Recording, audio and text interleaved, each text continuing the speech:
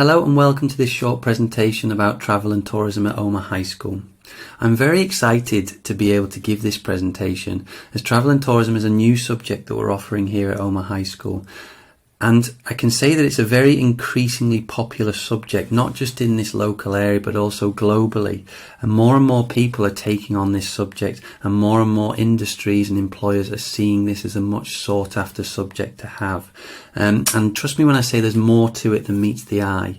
So what I'd like to try and do is give a short overview and a snapshot of why this subject is very, very valuable. And hopefully it gives you a bit more of an insight as to whether this is the subject for you. The first thing I'd like to show you is just some statistics about the industry itself. So it's estimated there's around 330 million jobs linked to the travel and tourism industry, and that's estimated to grow to about 425 million by the year 2030. According to experts, 1 in every 10 jobs is linked to travel and tourism industry, and that's estimated to grow to 1 in every 9 by the year 2030. And some experts say that over the last 5 years, of all the new jobs that have been created around the world, 1 in every 4 of those are attributed to the travel and tourism industry. So it's certainly an industry and a sector where there is employment. So anyone who would have experience, knowledge, understanding, maybe even a qualification in this area would certainly find themselves with a good chance of employment in the future. It's certainly a big industry, and this is just an example of how big it can be. So you've got the tourists at the top who pay direct money into various businesses, cruise liners, airline companies, transportation companies, accommodation, and then that money would then trickle down into the restaurants in a local area that the tourists visit, various landmarks, various entertainment centres and things like that, and that then would pay the salaries of those people who live in that local area. And the idea is that the travel and tourism industry has a major trickle down effect where the injection of money into local economies can really boost the development of those areas and really maintain them and support a lot of people that live there. And you can see along the bottom line there that with this injection of money, the money can then be spent on various services, facilities and infrastructure that can improve the overall development of a country that receives tourists. So you can see here, as I say, this is just a snapshot of how there are so many integral cogs in the process, and that brings with it a whole host of opportunities for employment as well. It's also big at home, so you can see here that in the UK, nearly 10% of the UK's GDP is accounted for by travel and tourism, with a worth of around £257 billion by the year 2025, 3.7 million jobs, with an estimated 630,000 more by the year 2025. And you can see the percentages on the right there, which indicates a very, very fast and high rate of growth. So again, I can't emphasize enough how much of a growing industry this is. So hopefully that gave you a bit of an overview as to how big the industry is, and this is why exam boards like Pearson find that travel and tourism is an increasingly popular course that students undertake. The qualification itself is a BTEC certificate, and at Omagh High School we will be doing the BTEC extended certificate, and that means that the course is 2 years, which is equivalent to 1 full A level. Now, instead of being graded on an A, B, C basis, students who take the course and get the certificate at the end will either be graded with a distinction, a merit or a pass. And the course itself is very, very vocational. Again, this is a really big selling point for potential employers in the future, because they know now that any student who takes this qualification has been involved in a subject which is very, very hands-on, is very, very practical, and students have really had to get stuck in and be proactive in the process.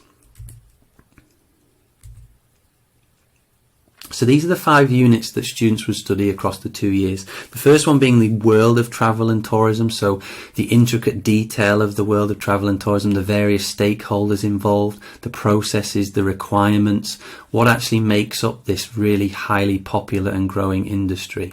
The second unit is the various destinations around the world, the ones that are really upcoming, the ones that are also very established and have been successful for many, many years.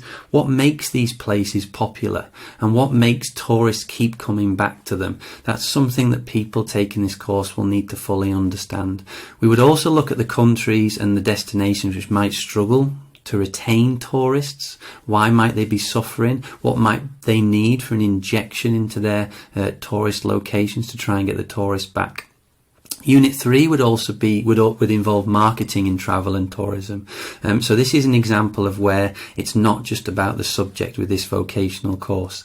The students who do this unit, they might not go into the world of travel and tourism when they get to employment, but they'll have certainly come out of this course with various skills in marketing, so presenting business cases, carrying out presentations, planning for an audience where they are potential consumers and planning something to try and attract investment.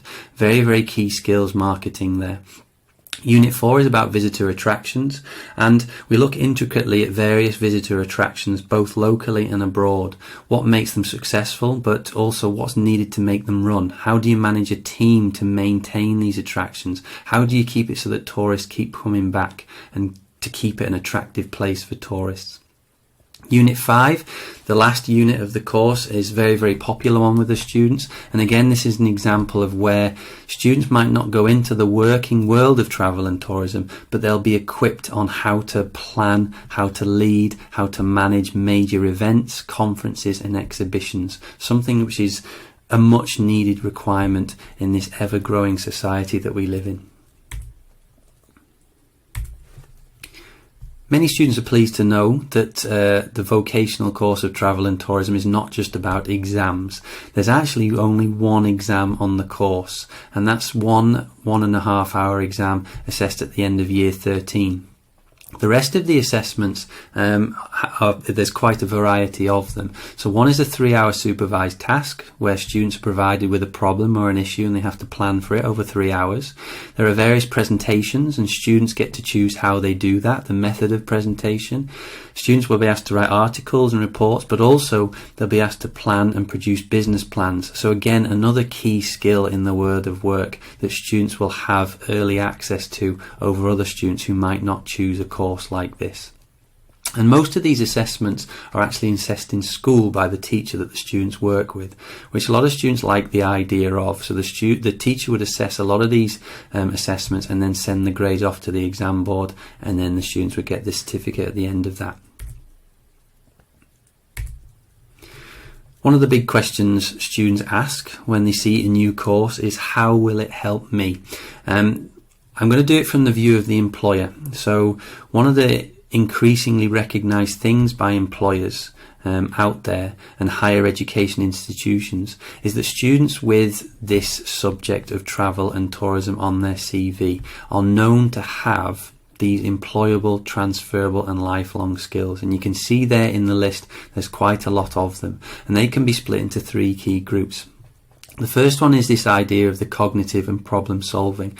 They won't just be exposed to this, but they'll gain experience in how to deal with these issues. So the idea of critical thinking, dealing with problems, both immediate and long-term possible problems, so coming up with contingency plans. Students will be regularly challenged on being creative and dealing with potential crises that can exist with potential tourists and potential issues that could occur with the tourism businesses that operate. Students will also develop interpersonal skills, so communication, teamwork, negotiating and influencing is an interesting one. Skills in presentation, taking some leadership and marketing. So many students who come out of the course after the 2 years find that they have a renewed confidence and such an immense sense of satisfaction, but also, as I say, that confidence to go out there and take on projects themselves and lead a group of people to deliver something. And then finally, the third set of skills, which many people find could be the most valuable, are these intrapersonal skills. So the idea of self-development, adaptability, resilience. Students who take a bit of time to reflect are confident to critically evaluate themselves and their own performance, just so that when another problem happens in the future, they're more adaptable, they're more flexible, they're more equipped, they're more resilient to change. We live in a world where there's constant change happening, so if you're more resilient, you're certainly able to adapt and cope with that change better and in a more effective manner. We could all do with a bit of development in organisation and travel and tourism with the various projects that are involved in the unit. Students are required to develop their skills of organisation, so that's something that comes through the course. And again, as I mentioned, this idea of self-monitoring and self-regulation. So with all those skills together, students really come out of the 2 years feeling very, very mature and very, very well developed, with a renewed sense of confidence and satisfaction with whatever area they go into in the world of work. So I hope that presentation gave you a little bit more of an understanding, and the key thing I wanted to stress was it's not just about the subject of travel and tourism. With it being a vocational subject, it's all of the potential development that can take place within the course, and students really do find there's a lot of development that happens and takes place in it. I'd just like to finish by considering tourism from a global, if you like, cheesy point of view, and how tourism can matter and how it helps the world. And these are just some of the ideas and concepts where tourism can really help countries and can help give a boost to certain areas of the world. So cultural preservation, environmental protection, it can promote peace and security, so mixing of cultures. It certainly creates jobs, and then that leads to economic growth, and then that economic growth and that extra funding can be put into the overall development of a country, making the world, if you want to call it this, a better place. So tourism really can help. And the big question is, will you be interested in joining in? So this is something for you to think about. As I say, it's a new course here at Omagh High School, and hopefully that gave you a little bit of an indication as to what travel and tourism is about. If you do find it interesting, if you do think it's possibly a subject for you, please do not hesitate to come and talk to us in the geography department, and we'd love to tell you a little bit more about it. So I'll leave you with that. Good luck with your subject choices, and potentially, maybe, we will see you next year. Thank you very much.